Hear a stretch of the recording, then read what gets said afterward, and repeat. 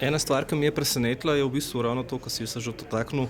Precej agresiven nastop do tebe včeraj na oddaji. Se mi zdi, da so želeli producenti kar nekako kompenzirati pomanjkanje dogajanja v hiši s tem, da so se zdaj in Nina zelo agresivna in potem komentatorji. No. Stvar je taka, da sam si predstavljam, mislil si ne bi, da bo kaj takšnega. Pripravljam si, da bo izvzeli iz konteksta marsikaj, se konec koncev to del igre, naj se prikaže. Ali da potem tako izkušeni ljudje, starejši, ki bi mogli poznati te stvari, da se ujamejo v to past in da padajo na te fore. Nisem bil pripravljen, jaz sem še zmeraj mislil, ko sem prišel ven, da je vse to del igre čakal, da mi reče, Rok, v bistvu vse skrb hecne. Ne, oni so stali za svojimi besedami in mi celo učitelj, da sem človek brez hrbtenice. Zdaj, če si oni to mislijo, škoda, bom rekel, ne poznajo me.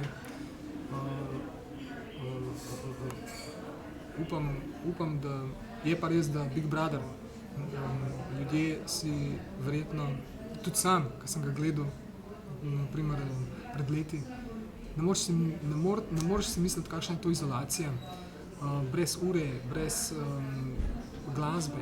Konec koncev tudi ljubitelji glasbe, smo noter, nima veze, je kdo ljubitelj ali ne. Ti glasba, ugotoviš, koliko ti pomeni v življenju, koliko te razveli, koliko te drži po konc. Koliko ti manjka glasba, že samo in te stvari, konec koncev dnevi so dolgi. Ta prvi teden, ko smo imeli nalogo za pultom, ko smo čakali recimo na en avtomobilček po 3 ure po noči na mrazu in se razvedriš z neumnostmi že.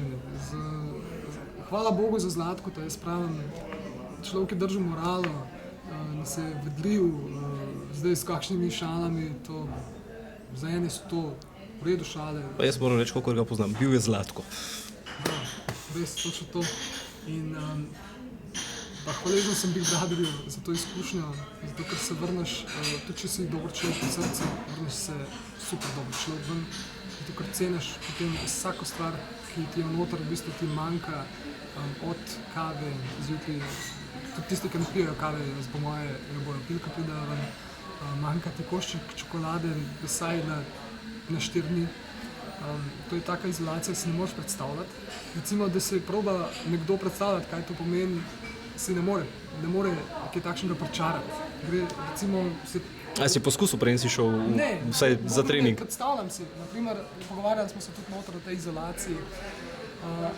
Recimo si rečeš, ne bom poslušal glasbe en teden, ne moreš priti do tega, zato ker konec koncev se zbudiš doma, valjda, ni glasbe, si sedeš v avto, po nesrečo slišiš in si že porušil to izolacijo.